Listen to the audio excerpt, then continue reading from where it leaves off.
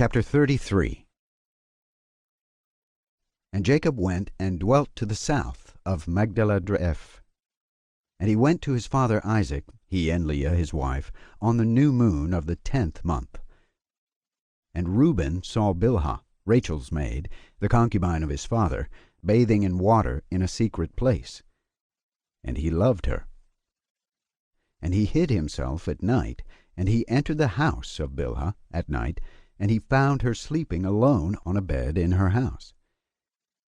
And he lay with her, and she awoke and saw. And behold, Reuben was lying with her in the bed.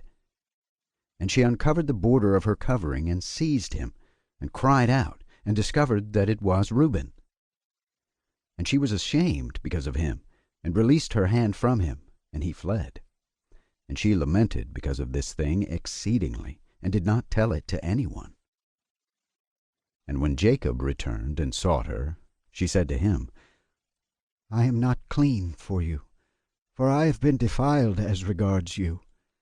For Reuben has defiled me, and has lain with me in the night, and I was asleep, and did not discover until he uncovered my skirt, and slept with me. And Jacob was exceedingly angry with Reuben, because he had lain with Bilhah, because he had uncovered his father's skirt. And Jacob did not approach her again, because Reuben had defiled her. And as for any man who uncovers his father's skirt, his deed is wicked exceedingly, for he is abominable before the Lord.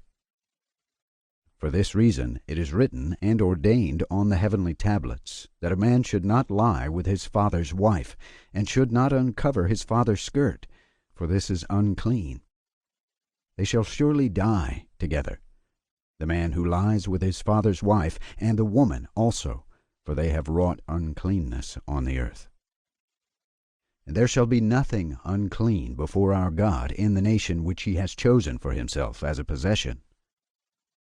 And again it is written a second time, Cursed be he who lies with the wife of his father, for he has uncovered his father's shame. And all the holy ones of the Lord said, So be it, so be it. And Moses, command the children of Israel that they observe this word, for it entails a punishment of death, and it is unclean, and there is no atonement forever to atone for the man who has committed this. But he is to be put to death, and slain, and stoned with stones, and rooted out from the midst of the people of our God. For to no man who does so in Israel is it permitted to remain alive a single day on the earth, for he is abominable and unclean. And let them not say, To Reuben was granted life and forgiveness after he had lain with his father's concubine, and to her also, though she had a husband, and her husband Jacob his father was still alive. For until that time there had not been revealed the ordinance and judgment and law in its completeness for all. But in your days it has been revealed, as a law of seasons and of days, and an everlasting law for the everlasting generations. And for this law there is no consummation of days, and no atonement for it, but they must both be rooted out in the midst of the nation. On the day whereon they committed it, they shall slay them. And Moses, write it down for Israel, that they may observe it, and do according to these words, and do not commit a sin to death. For the Lord our God is judge, who does not respect persons, and does not accept gifts. And tell them these words of the covenant, that they may hear and observe, and be on their guard with respect to them. And do not be destroyed and rooted out of the land.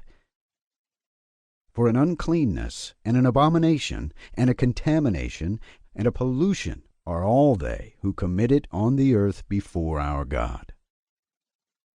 And there is no greater sin than the fornication which they commit on earth.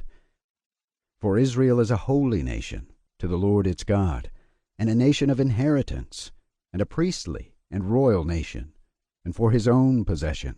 And there shall no such uncleanness appear in the midst of the holy nation. And in the 3rd year of this 6th week, 21:45 a.m., Jacob and all his sons went and dwelt in the house of Abraham, near Isaac his father and Rebekah his mother.